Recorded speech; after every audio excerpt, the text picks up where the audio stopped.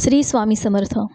तुम्हाला माहिती आहे का, मृत्यू झाल्यानंतरही काही काळ आपला आत्मा शरीराभोवतीच फिरत राहतो. हो, आणि त्या क्षणी त्याला एक भयंकर सत्य समजतं. लोकांना तो दिसत नाही, पण तो सगळं पाहू शकतो. गरुड पुराणानुसार मृत्यू झाल्यानंतर आत्मा काही काळ गोंधळलेल्या अवस्थेत असतो. त्याला अजूनही वाटतं की तो जिवंत आहे. तो स्वतःचं शरीर खाली पडलेलं पाहतो. नातेवाईक रडताना पाहतो. लोक त्याच्याबद्दल बोलताना ऐकतो.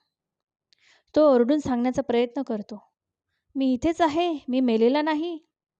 पण त्याचा आवाज कोणालाच ऐकू येत नाही. हळूहळू आत्म्याला समजायला लागतं की आता त्याचा शरीराशी संबंध पूर्णपणे संपला आहे. त्या क्षणी त्याला आयुष्यात केलेल्या प्रत्येक गोष्टीची आठवण येऊ लागते. चांगली कर्म, चुकीची कर्म आणि अपूर्ण राहिलेल्या इच्छा. मग सुरू होतो एक रहस्यमय प्रवास. कर्मांच्या आधारे काही आत्मे प्रकाशाच्या मार्गाने पुढे जातात, तर काही आत्मे मोह, आसक्ती आणि अपूर्ण इच्छा यांमुळे पृथ्वीवरच अडकून राहतात. म्हणूनच म्हटलं जातं, मृत्यू हा शेवट नसतो, तो फक्त एका नवीन प्रवासाची सुरुवात असते. पण खरा प्रश्न असा आहे, तो प्रवास शांततेकडे जाणार आहे की अंधाराकडे? हे आपल्या आजच्या कर्मांवर ठरतं. श्री स्वामी समर्थ.